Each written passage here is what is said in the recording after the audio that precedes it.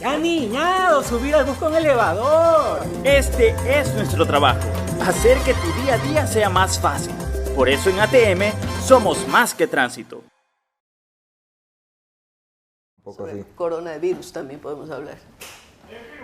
Bienvenidos todos, muy buenos días, ¿cómo están? Yo soy Anderson Boscan, este es Café La Posta, un espacio para revisar la coyuntura política y la actualidad nacional. Hoy en casa nueva, dentro de nuestra propia casa, dentro de la redacción de La Posta, por fin, sin bulla de cafetería. Agradecimiento especial a todos los que se conectan ya a la señal de La Posta por Facebook Live y desde esta mañana también por YouTube en vivo. A partir de esta mañana nos pueden seguir en los dos canales. Gracias por estar pendientes de nosotros. Gracias también a las marcas que hacen posible que nos encontremos aquí cada mañana. Me late la cafetería que nos abría las puertas cada mañana y que hoy nos provee el cafecito para despertarnos, porque a esta hora y con 3 hijas, te imaginarás lo que a uno le toca. Agradecimiento para la ATM de Guayaquil, para Seguro Sucre y sus servicios Vive Seguro, Rueda Seguro, Futuro Seguro y Mi Seguro. Para más información búscalos en sus redes sociales. Y por supuesto un agradecimiento a Azúcar Valdés, que hace que nos endulcemos las mañanas, porque detrás de cada uno de sus sobrecitos de azúcar se esconden 180.000 plazas de trabajo, es decir, 180.000 familias que dependen de esa actividad. Cumplida la cuota comercial, hacemos una revisión de los hechos. Esto es En Caliente.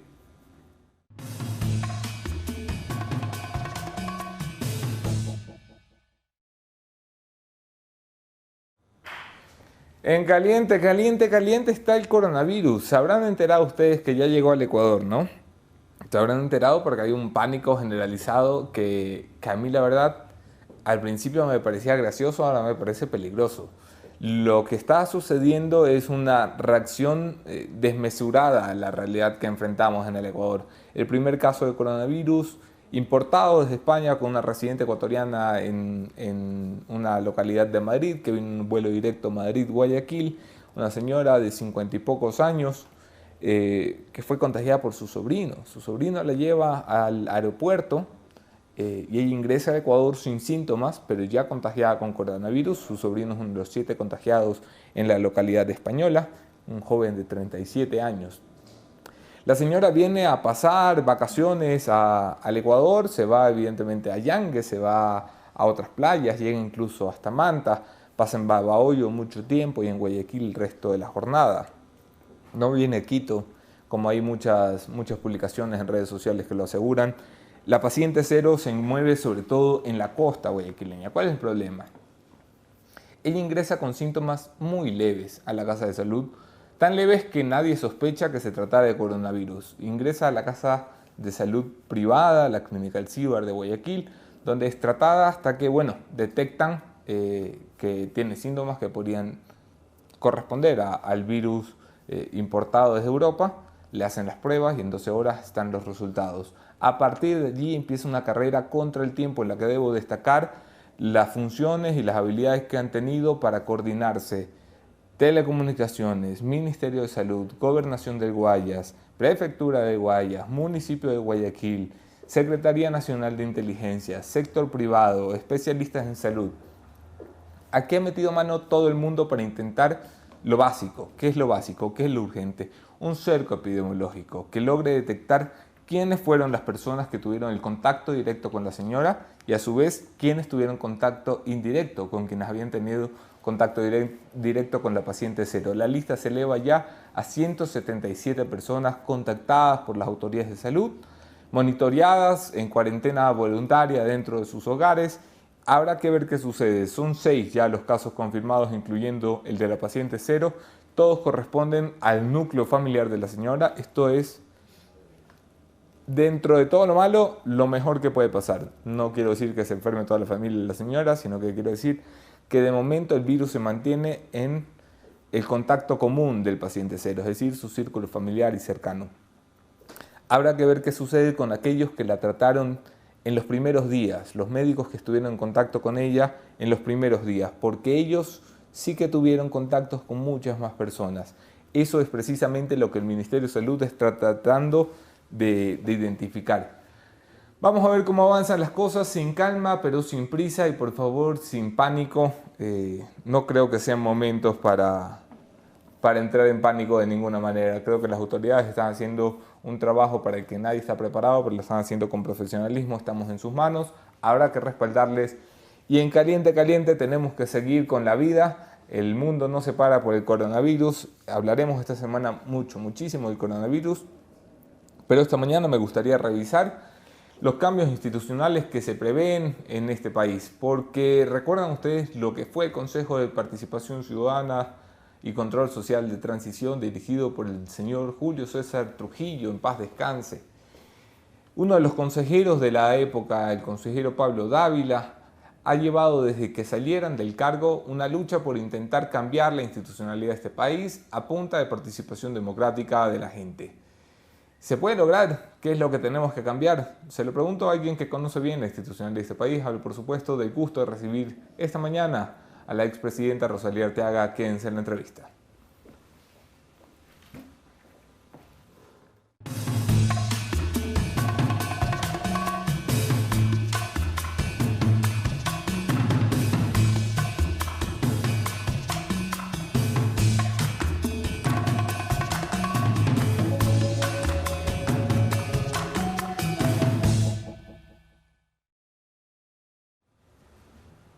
Gracias a todos por quedarse, yo soy Anderson Boscan, podemos seguir la conversación en todas las redes.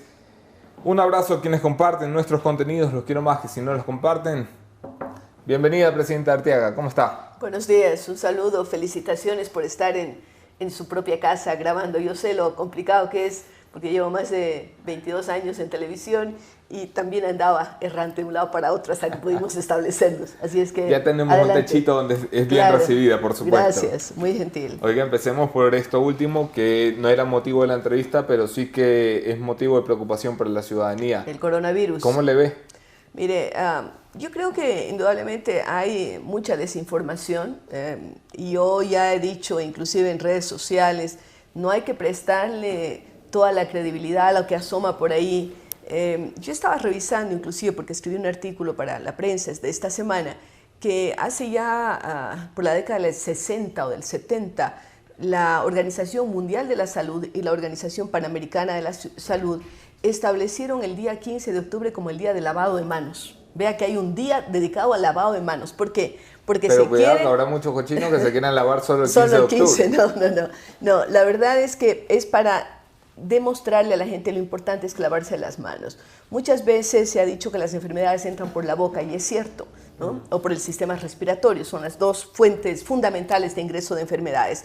Entonces, lavarse las manos con frecuencia y lavárselas bien, ¿no? No solamente aquel enjuague de las puntas de los dedos, como uno ve muchas veces a los niños que lo hacen en el colegio y también a muchos adultos. ¿Cuándo hay que lavarse las manos? Después de ir al baño, antes de preparar los alimentos y después de que usted ha estado en contacto, ahora sobre todo, con superficies que podrían estar contaminadas. Tiene que lavarse bien las manos. Solo con eso ya reducimos el riesgo. O sea, ni comprar mascarillas, ni geles, ni nada. Estamos hablando de reducir un riesgo de forma sustancial. Entonces, ¿qué hay que decirle a la gente? Calma, calma.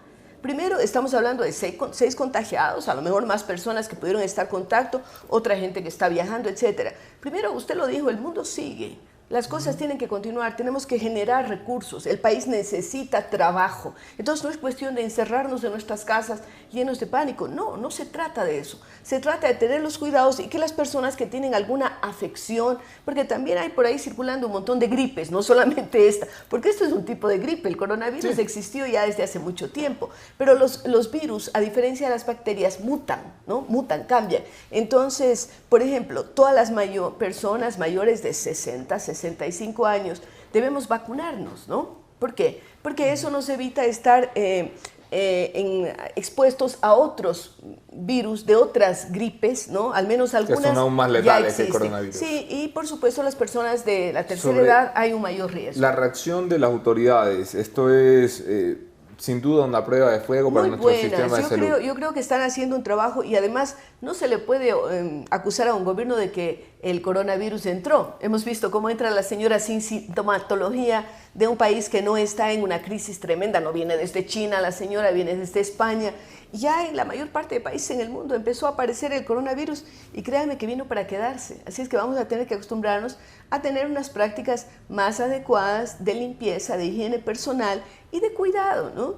Bueno, si sobrevivimos al correísmo, aquí podemos sobrevivir a lo bueno, que sea, alguien ¿no? decía eso, y bueno, la gracia popular empieza a salir, ¿no? Alguien decía, vengo desde el futuro y veo que el único sobreviviente es Pipón, es el muñeco, ¿no? Porque el que decía se lava la carita con agua y con jabón. Bueno, cosas como esas me han hecho reír un poco. Yo creo que ese es el espíritu de los ecuatorianos. Así que yo les digo a mis conciudadanos no entrar en pánico, simplemente ser cuidadosos, como debemos serlo siempre, y hacer la vida con normalidad. Pasando del coronavirus y volviendo a los temas de actualidad, que son los que más interesan en este programa, el intento de reinstitucionalización que plantea el señor Dávila y un movimiento importante de ciudadanos. Bueno, yo soy parte del comité, Justamente unas pocas semanas antes de fallecer, el doctor Julio César Trujillo nos invitó a un grupo de personas en donde están evidentemente Pablo Dávila, el señor Seraquibe, que también trabajó con el doctor Trujillo,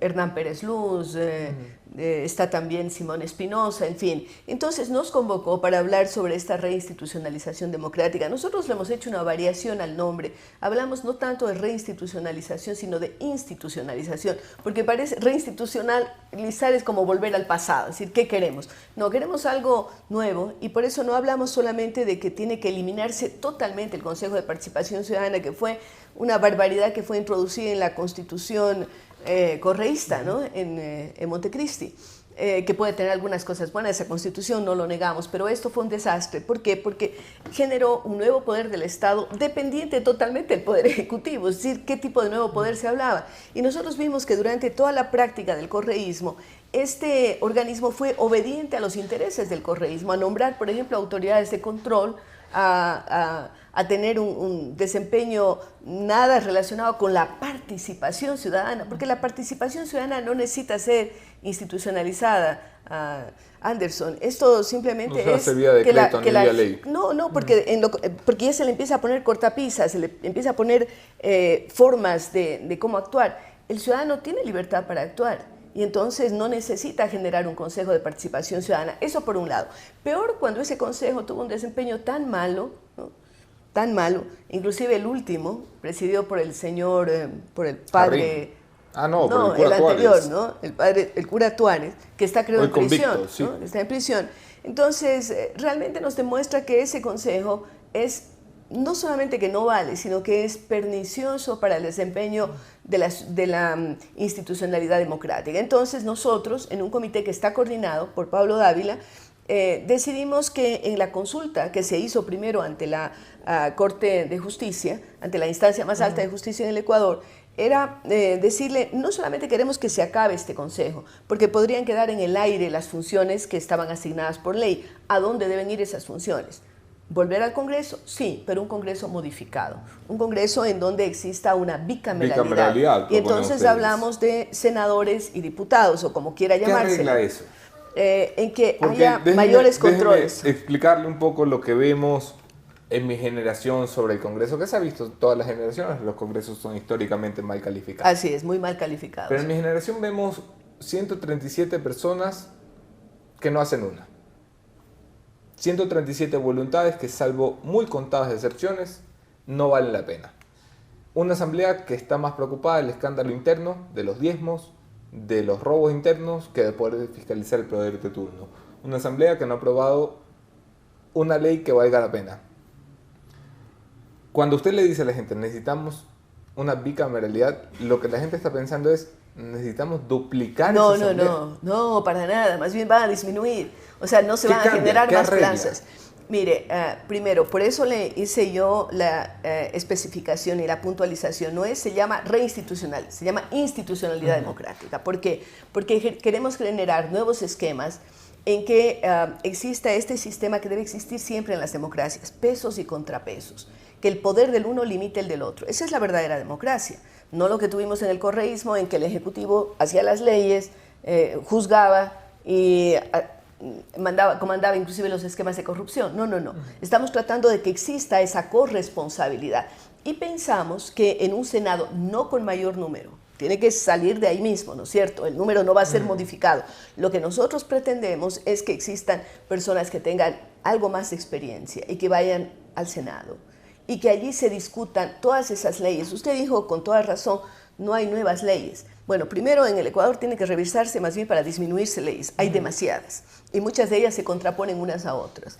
Pero por otro lado, sí hay leyes que son urgentes. Por ejemplo, la de la eliminación de los activos de los corruptos, o sea, extinción de dominio se llama. Como funciona en Colombia y como funciona en otros países, en donde al margen de cómo va el juicio penal, que a veces demora demasiado, tiene que haber un espacio en el cual se pueda quitar los bienes. Porque, ¿qué pasa? Usted pone a una persona corrupta o narcotraficante en la cárcel y como tiene mucho dinero, desde la cárcel sigue comandando, sigue comprando a la justicia, sigue haciendo un montón de cosas y por último dirá, yo cumplo mi periodo y salgo a disfrutar.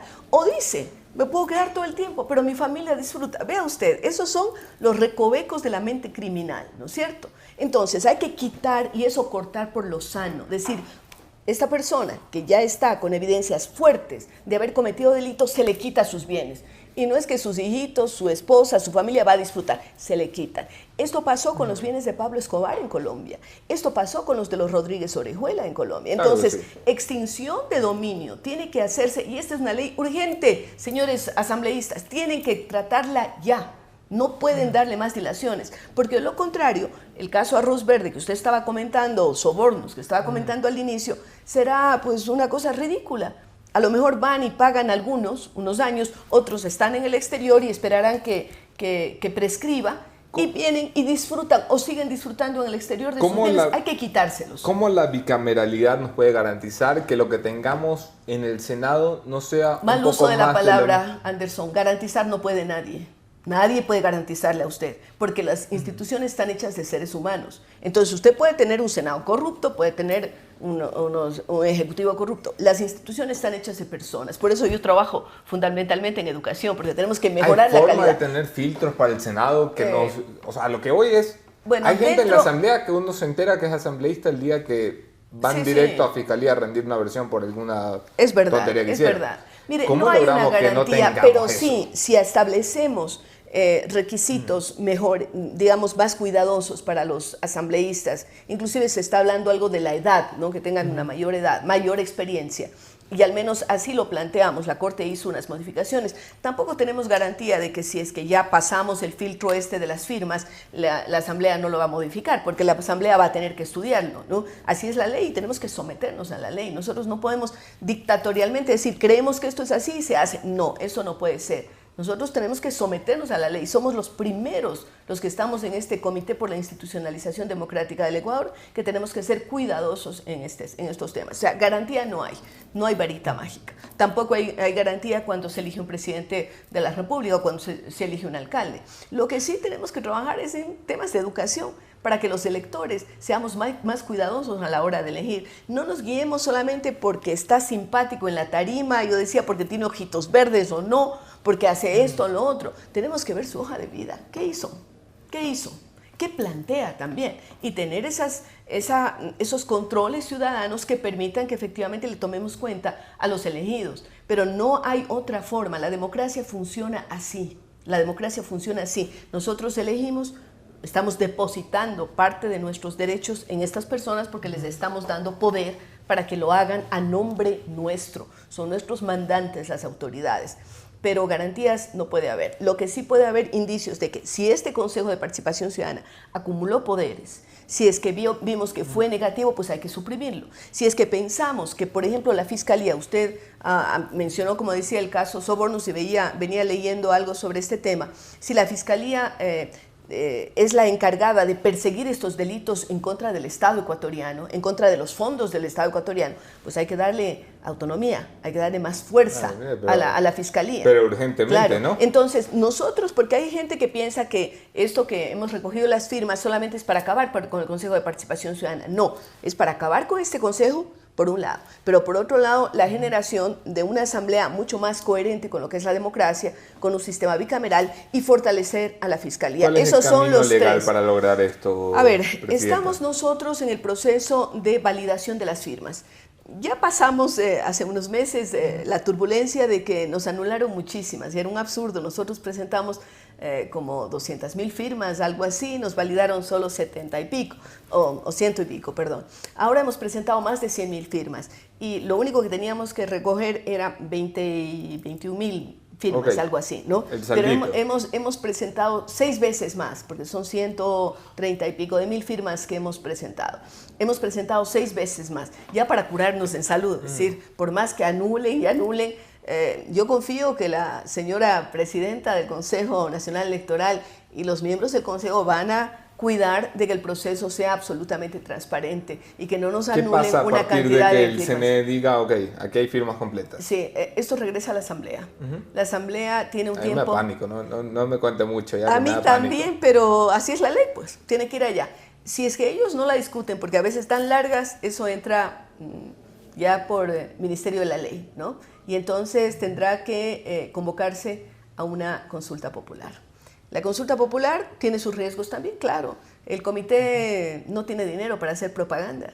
Será simplemente la voz nuestra y alguna gente voluntaria que diga la importancia de los medios de comunicación. Van a tener un papel fundamental las redes sociales también, porque habrá interesados en que esto no se apruebe, pues no es cierto, al correísmo no le gustará, a los señores que están en este momento en el Consejo de Participación Ciudadana no les gustará que se suspenda esto, ¿no? Entonces, o que se suprima, entonces ¿hay posibilidades de que esta consulta llegue a la fecha correcta para juntarse con la elección general que viviremos? Hay posibilidades, en 2021? Estamos dentro de esos tiempos, pero no podemos estar absolutamente seguros. Entonces habrá que someterse a lo que las diferentes instituciones involucradas digan y luego la consulta popular.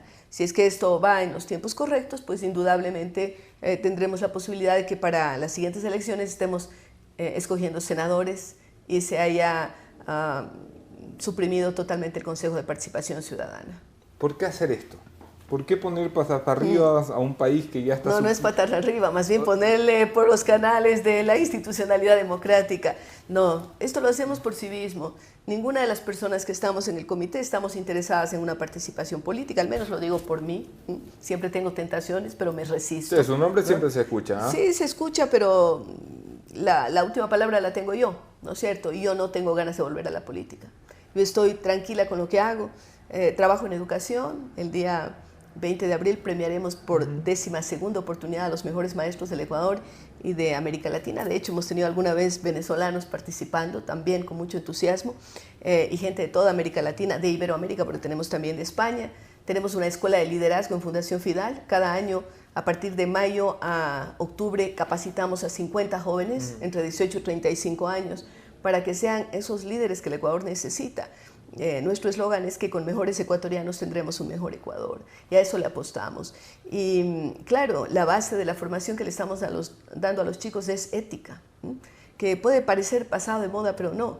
Yo veía cuando ocurrieron los eventos en octubre del año pasado, decía, tenemos que volver a clases de ciudadanía. ¿Por qué? Porque un buen ciudadano no destruye su ciudad. Puede estar hasta con rabia, con toda la razón, tiene todo el derecho de salir a manifestarse, pero si yo soy una buena ciudadana, no me pego con la ciudad, ¿no es cierto? Un buen ciudadano no le ataca al vecino, que es lo que pasó en muchas de las situaciones que se vivieron en octubre. La gente de los mismos barrios atacaba medios de comunicación, atacaba una serie de... Pues, yo si soy una buena ciudadana no lo hago. Lo que está pasando en Chile, vea usted, Chile parecía como que había crecido, era el país que aparecía que iba a entrar, ingresar en los países del tercer mundo, ya OCDE, todo esto. Y de pronto nos damos cuenta que la gente expresa su rabia destruyendo el metro, un metro que le costó miles de millones de dólares y que perjudica a quién. Si está destruido el metro, ¿a quién le perjudica? A los más pobres, que son los que se están transportando en medios públicos. Al que tiene su vehículo, no le va ni le viene.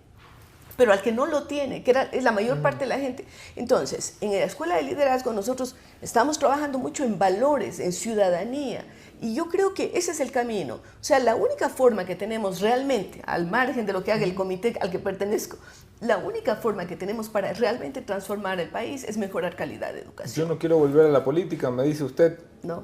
¿Así de mal le pagó la política ecuatoriana? No se trata de eso, no se trata de eso. Yo estoy satisfecha de haber servido a mi país. Alguna gente me dice, ¿y usted qué legado deja? Participación de la mujer, pues.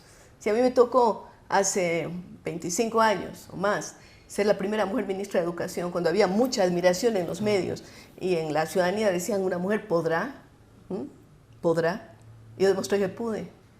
Y después vicepresidenta y presidenta de la República por muy pocos días. Pero muchas mujeres, jovencitas y niñas de la época, ahora que están participando, me dicen, nosotros la vimos luchando.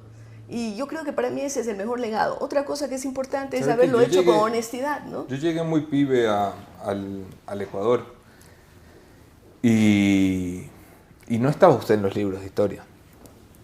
Ahora sí. Sí, no, me parece un poco fascinante porque claro, cuando yo llegué y me hacían mirar la historia ecuatoriana, evidentemente no aparecía Rosalía. ¿En qué año llegó usted?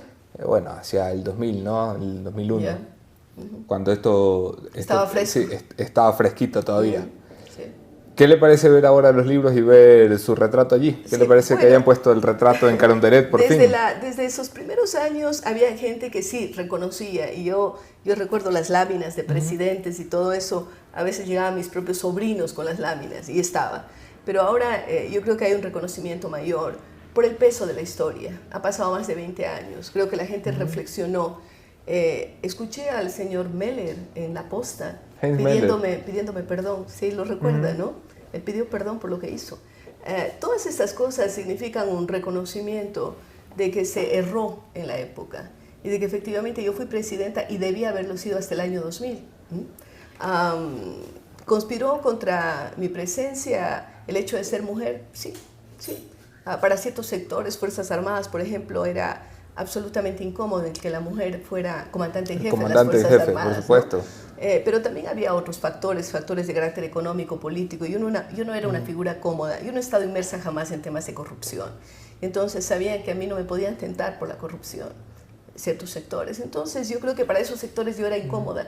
Y para otros políticamente sabían que no me iba a dejar manejar, ¿no? Entonces me parece que las cosas, cuando pasan los años, tienden a ocupar el lugar que corresponde en la historia.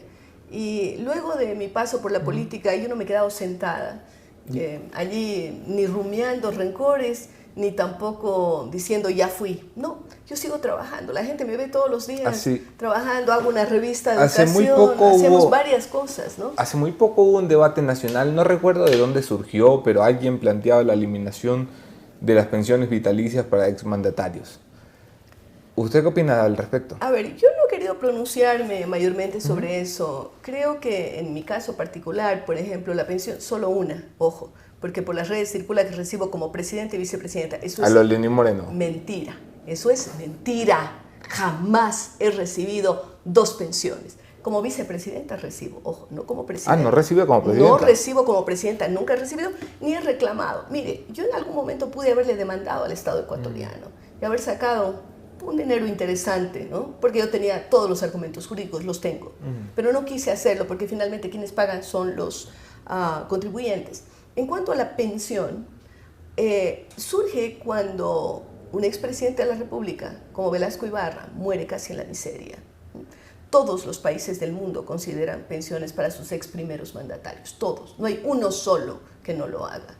¿Por qué? Porque un expresidente, un exvicepresidente debemos vivir con dignidad. Todo el mundo tiene derecho a hacerlo, por supuesto, ¿no? Pero si usted llevó la representación, y en mi caso a mí me permite que yo, por ejemplo... Pero ¿usted le parece...?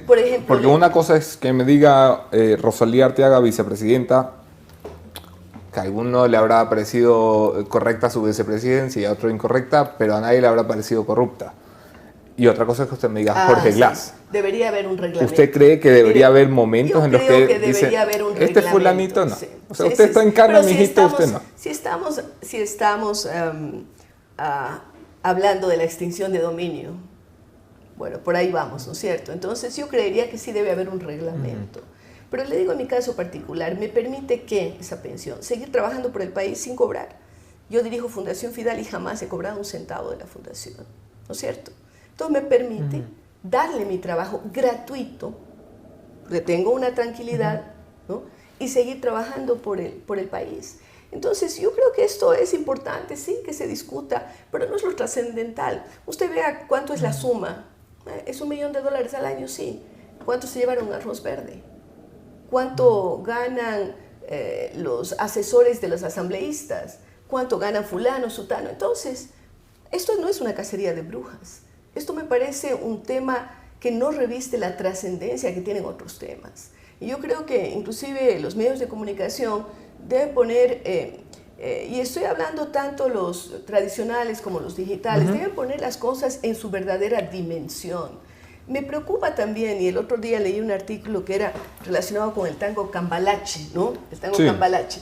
Esto de que vale igual todo, ser honesto que deshonesto, ser truán que ser buena gente. ¿Por qué? Porque se empieza a mezclar todo. Entonces yo veo, por ejemplo, alguien que ha sido sancionado, que ha pagado en la cárcel, que ha sido corrupto, y de pronto lo veo sentadito como analista político, entrevistado en los medios de comunicación. Por favor, tengamos la mesura suficiente para no caer en ese juego. ¿Por qué? Porque las personas que están fuera de los medios de comunicación o que no están generando contenidos, dan por pie juntillas. Lo que está pasando con el coronavirus, o sea, usted tiene que dimensionar lo que es real y lo que no es real, lo que es verdad y lo que no es verdad. Lo que dice usted, que nos volvamos más selectivos en los medios. Sí, mucho más selectivos, sí. Y también las redes. Yo, por ejemplo, en las clases que les damos a los chicos del Centro de Formación para el Futuro, que así se llama la Escuela de Liderazgo, les digo, no pongamos like ni transmitamos nada que no nos consta. No. Y sobre todo, y cuando hablo con las chicas, con las mujeres, más todavía, digo, yo jamás le pongo like a una acusación contra una mujer, a una cosa que le están, porque a veces ni siquiera le están acusando, le están criticando por la ropa, que eso no se hace con los varones, insultando, ¿no? La están insultando. Yo le digo, yo no, si me mandan por WhatsApp, elimino ese WhatsApp, no entro dentro de la cadena de repetición de mentiras. Y esto yo creo que tiene que ser una regla de comportamiento, no digo censura, pero un autocontrol de lo que nosotros mismos podemos hacer, porque puede ser terriblemente pernicioso, ¿no? ¿Qué opina usted de los comentarios que ha hecho sobre usted el presidente Bucaram en redes sociales? Yo no hago comentarios, simplemente los ignoro. ¿No tienen ningún tipo de relación con el presidente Bucaram? Solamente puedo decirle algo. En el año 2006 me propuso la candidatura a la presidencia de la República, otra vez, cuando yo vivía en Brasil. ¿Ah, sí? Así es. Nada más quiero decir. Entonces, a una persona que es traidora yo no le vuelvo a proponer, pues, ¿no? Sí. Bueno, le preguntaremos. Pronto estará por primera vez en este programa también el presidente Bucaram. Caso Soborno, presidente Arteaga. No quiero irme sin tocar un episodio que nos ha mantenido como una telenovela bastante nauseabunda, en realidad.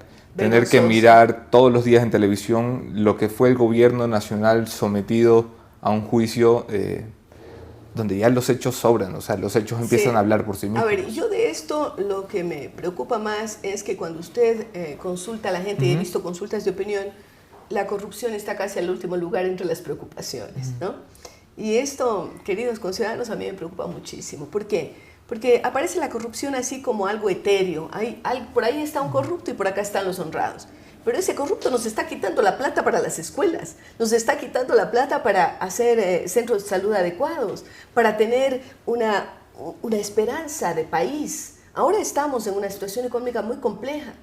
¿Qué habría pasado si con todo el dinero que hubo durante esos años del correísmo se invertía realmente en el Ecuador sin corrupción? Porque claro, el expresidente dice yo hice carreteras, yo hice el otro, pero si fue a costa de corrupción, pues carachos, a mí me parece eso dedos manchados en sangre casi, ¿no? Porque se llevó el dinero, porque se llevaron otras personas el dinero, porque no se contrató a los más honestos, sino simplemente a los que más pagaban. Eso es gravísimo, ¿no? Entonces, la fe pública es lo que me tiene preocupada, al margen de cómo vaya o no vaya el juicio, ¿no? Porque tendrán su tiempo y esperemos que los jueces actúen conforme a derecho y sancionen a los culpables, ¿no? y emitan sus sentencias. Pero al margen de eso, lo que me preocupa es la percepción ciudadana. Como que hizo obra, sí, aunque robó, pero hizo obra. ¿No le parece que se ha vuelto también un poco evidente que el sistema de justicia lleva prisa? Y lleva prisa con cálculo electoral, es decir, que la intención es dejar a Correa fuera de la papeleta. Yo no pensaría eso. Mire, esa pregunta, por ejemplo, ya le está perjudicando al Estado ecuatoriano. Esa pregunta sola. ¿Por qué? Porque usted está introduciendo un elemento de suspicacia. A mí me parece que es el caso más clamoroso y tiene que ir rápido. Es clamoroso. Primero, por la cantidad de dinero que ha estado inmerso y segundo, porque es un esquema mafioso de corrupción del Estado ecuatoriano. Por favor. A mí me parece que todos tienen que estar presos, pero usted... Sí. ¿Usted no nota que los jueces y la fiscal tienen apuro electoral? yo no ¿Usted lo no percibo nota que así. la idea es llegar antes de octubre con una sentencia? No lo percibo así. Yo percibo que debe haber... Esta fiscal ha estado actuando bastante ágil en muchos casos, no solamente en esto. Yo no soy amiga de la fiscal, por si acaso, no es que estoy defendiéndola, pero creo que ella está haciendo un buen trabajo. Y me parece que este caso es emblemático. Usted ve, puede haber rapiñas por ahí, ¿no es cierto? Puede haber varios robos, pero si usted pesca al delincuente, al capo, ¿qué hace pues? Óigame, si el capo es el que está en juego, usted tiene que ir con toda la agilidad. ¿Por qué? Porque eso va a permitir el desmoronamiento de un esquema. Un desmoronamiento de un esquema perverso para el Estado ecuatoriano. Entonces yo sí estoy de acuerdo que se le dé toda la celeridad a este caso. Nos quedan 12 meses, 13 meses del gobierno de Lenín Moreno, presidente Arteaga. ¿Qué se espera de un gobierno como este, con los niveles de credibilidad como los que tiene? Es un gobierno de transición, es un gobierno de transición. Yo creo que su primer cometido lo hizo al comienzo, cuando dijo, tranquilidad, aquí no voy a perseguir a los periodistas, sino a lo mejor usted y yo no estábamos conversando aquí, ¿no? Estamos en la frontera conversando, a lo mejor, en Ipiales. A lo mejor. Entonces, creo que eso fue bueno para el país. La gente puede hablar, la gente puede protestar. Durante el gobierno anterior no se podía ni hablar ni protestar. Yo no fui afectada en eso porque mis programas de televisión y de radio no son políticos, ¿no? Entonces, evidentemente no fui afectada porque yo no tengo el interés de hacer programas políticos, eso es otra cosa.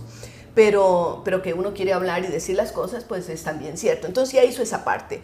Lo otro, yo diría, ha sido un gobierno, como al ser un gobierno de transición entre un sistema autocrático a un sistema, esperemos que sea más democrático y no volvamos a caer en lo mismo. Ojo, los electores ahí tenemos la opción de decidir.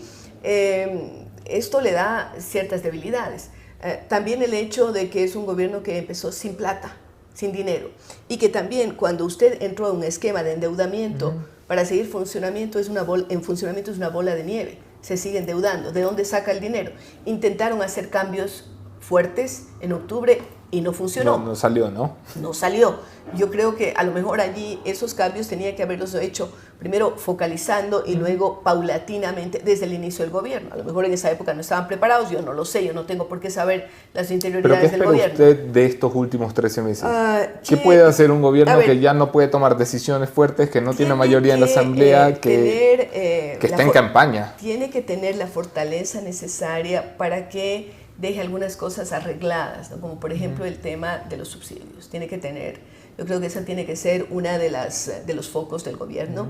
Tiene que tratar de desentrabar esa maquinaria de contrataciones petroleras, ¿no? Que se hicieron con China o con Tailandia o qué sé yo, de tal manera que hay una cierta flexibilidad, que el próximo gobierno, no tiene dónde moverse, que el próximo tenga dónde moverse. O sea, yo creo que por ahí tienen que ir estos 12 o 13 meses. Si está campaña o no, no lo sé. 2021, ¿a quién ve? Todavía no tengo bola de cristal ni... Ya bueno, pero usted sabrá un poquito más de política que todos nosotros, ¿no? No lo sé, yo estoy igual que usted, tengo el mismo nivel de información, probablemente usted la tiene más, así es que todavía no está claro. Creo que hay algunos candidatos que todavía están esperando para tomar decisiones, habrá que ver qué pasa y cómo se plantean. Ya con los jugadores en la cancha se podrá saber un poco más. Muchas gracias por acompañarnos, Presidenta. Gracias a ustedes también. Terminamos con mi conclusión de esta mañana. Esto es el punto final.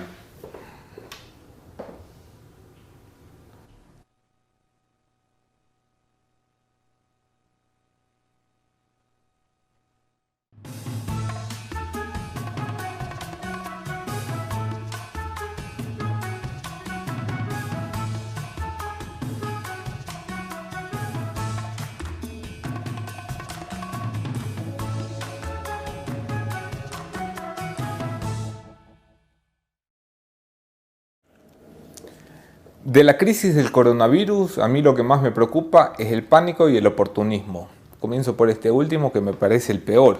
Del oportunismo me refiero a los que están viendo en medio de una crisis de salud nacional que pone a prueba nuestro sistema sanitario.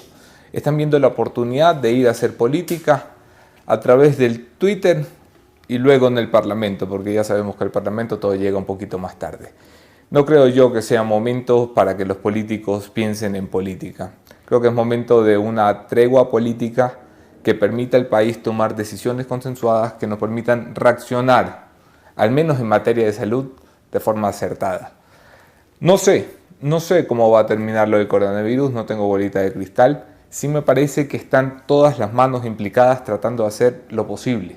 Esta es una epidemia para la que nadie estaba preparado.